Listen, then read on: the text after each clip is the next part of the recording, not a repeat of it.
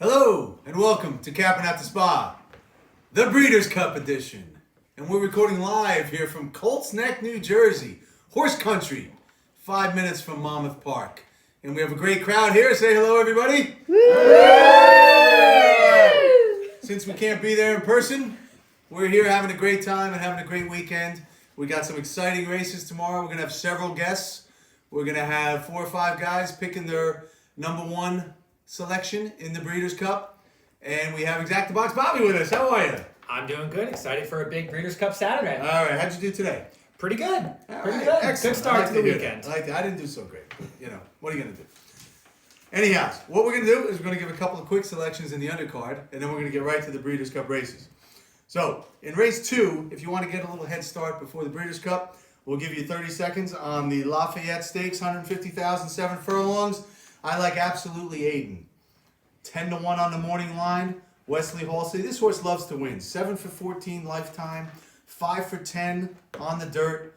Coming off a little bit of a layoff. Ran a solid 4th, lacked room. I looked at the replay. The horse had nowhere to go in the stretch. He's actually dropping into this stakes race off a graded stakes. Looks excellent. I like him in the second. And you like somebody in the third, Bob? Yeah, so in the third race, an overnight stakes, sprinting on the dirt for 3-year-old fillies, I like the 5-horse, Miss T2.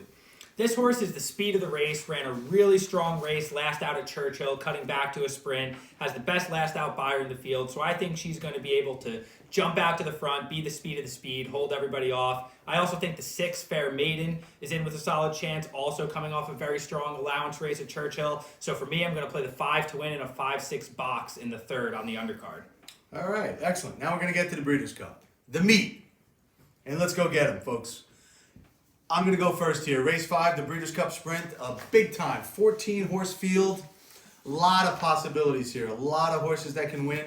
Every horse in the race has between a 96 and a 101 last out buyer. So you really can look at this field and pick pretty much anybody. So you have to pick somebody who's going to be a long shot. I like the 1 horse, Big Runner, 12-1. This horse put blinkers on 3 races ago, 3 races in 2020, all wins. 90, 96, 97 buyer, finishing in a grade 2 victory at Santa Anita. Excellent works, has the rail, has speed. There's only one other speed horse in the race, which is the 10, Bombard. And I'm hoping that 1 horse can either sit right off of him or get to the front, right out of the rail. And we're going to take a shot. In a big field, you always want to be in front because there's a lot of traffic. So we're going to take Big Runner, 12-1, to get your Breeders' Cup day cooking. Now we're going to go to Bobby.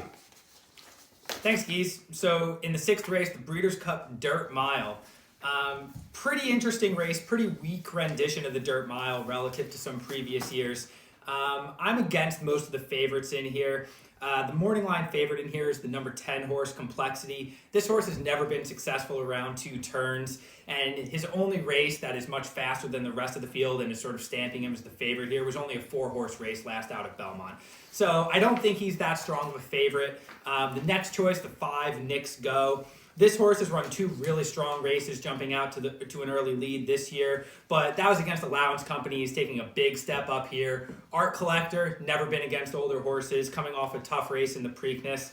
So I was sort of looking for a bit of an outsider here. I landed on the 8-horse, Pirates Punch, 20-1 on the morning line. This is a very consistent horse, coming off of 2 strong races at Monmouth, where he crossed the finish line first. Very consistent at a mile and a 16th distance. So this is a horse that has proven to get the distance, proven to like to win, in strong form. So it's a bit of a stretch, but I like Pirates Punch to jump in there and get a piece of the Dirt Mile.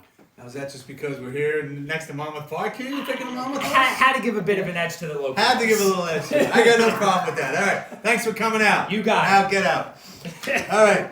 And let's go to the Rainbow Man. Come on in, Rainbow. Woo! Everybody in. The Rainbow Man's in here. All right. The famous Rainbow Man, who of course hit that $3 million pick 6 at Gulfstream, and that's getting old though because that's several years ago. So we're looking for something special. How you doing? Good, very good. Thanks, Saratoga Bob. I'm ready. All right. It's Saratoga Geeze, in case you know. And, okay, so the Rainbow Man's going to take a look at that Breeders' Cup filly and mare turf. Talk to us about it. What do you like? 7th race. I like Civil Union, 12-1 morning line. I think he'll drift up a little bit.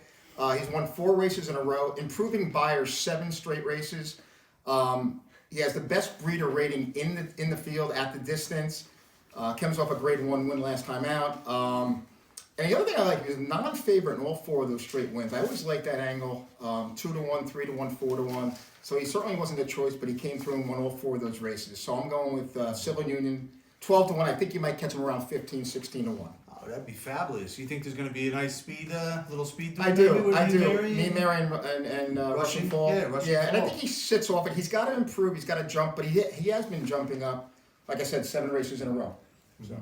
You know, and I think Rosario's that closing jockey, right, that we like from Belmont and Saratoga. So I'm excited about Civil Union also, and I think we can beat the Euros in that race. Yep, absolutely. You think so? Yeah. All right. Any final words? We are here at the Colts Neck Place of the Rainbow Man. Yeah. Any words for the crowd before you head out? Am I going to pick my classic horse or no? You are. What do you like in the classic? Tom's the top. 6-1, 9 straight 100 plus buyers. Should stay relatively close, come off the pace. Had an excuse last time out, stumbled start. So that's my classic winner, Tom's the tie at 6-1. All right, excellent. I can't tell you to get out because it's your place, but you still got to move All out of right, the thank chair, you. right? All right, thanks for coming out. All right, we're heading to Superfecta Deegan. Come on over here. Crowd Favorite. favorite. Yeah, one of our favorites. One of our favorite Breeders' Cup edition. Welcome, big fella. How are you? How you doing, pal? Ah, Appreciate listen, being here. I Thank wish you. we could be there in person, I right? know. I was driving up the Parkway, and I was heading to Saratoga. Well, I know how that And I feels. missed a couple exits, but But we got here. we wound up here. All right, It's all good, right. good.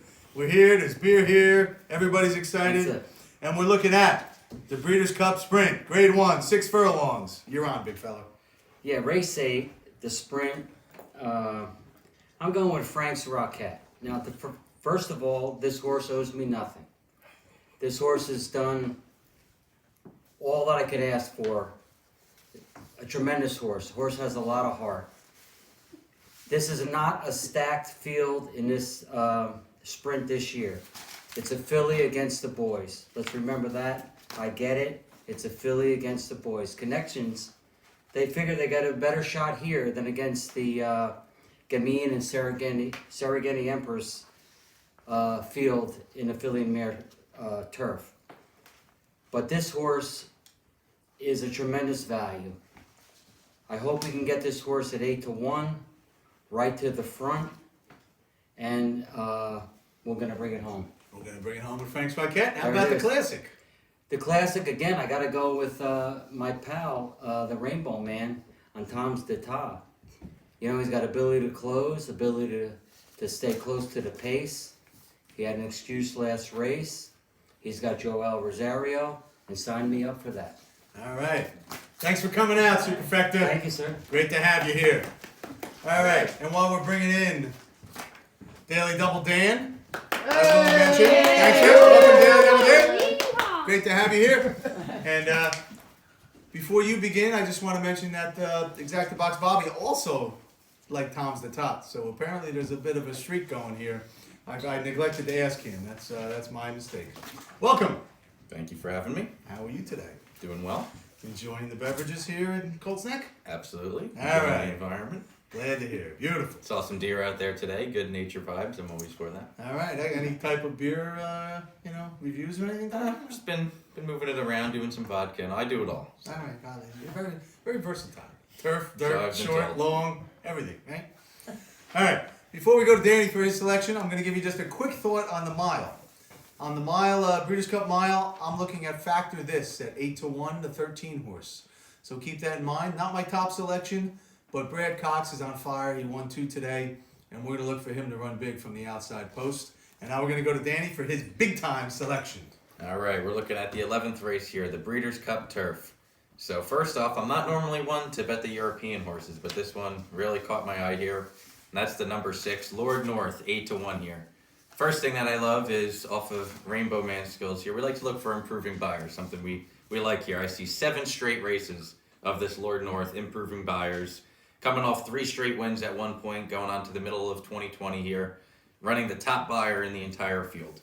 From there, he had a tough trip, lost his shoe, and came in 3rd, running behind the logical favorite here, Magical, in the race. Last time out, onto soft turf, Hasn't run well on soft turf in his career. His 2 worst races both on soft turf. So I'm not really paying attention to those last 2 races. I'm looking back at those 7 straight improving buyers, getting onto a firm turf here.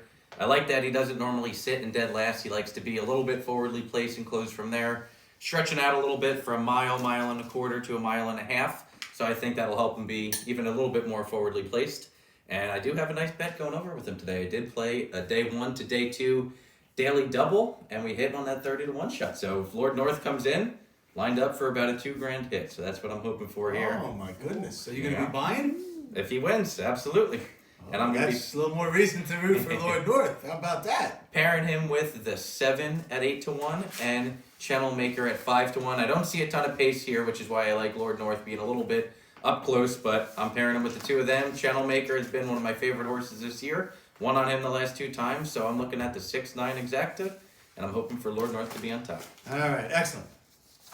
10 seconds on the classic. As for the classic, I do like Tom's the Tattoo, but I have what is called Tis the Law on top. I'm playing the both of them together. I think Tis the Law is not happy about that last performance with Authentic getting up over him, and I think he's going to be back with a vengeance to stick it to these older. All right, I like to hear that. Calling them out.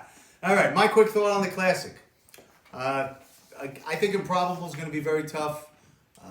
Again, at a price, by my standards, is about a length or 2 behind all these horses. And based on the double probables, you might get 12 to 16 to 1 on by my standards. So I don't know if he can win, but there's no doubt in my mind that that horse will run in the money at 15 to 1 or so. So on that note, guys, it's been great here at Colts Neck. We're going to bring in the crowd to say goodbye and to wish everybody something. Come on down here, folks. Wait, got to finish. Saratoga Geeze has to finish first. And here's hoping tomorrow is your day.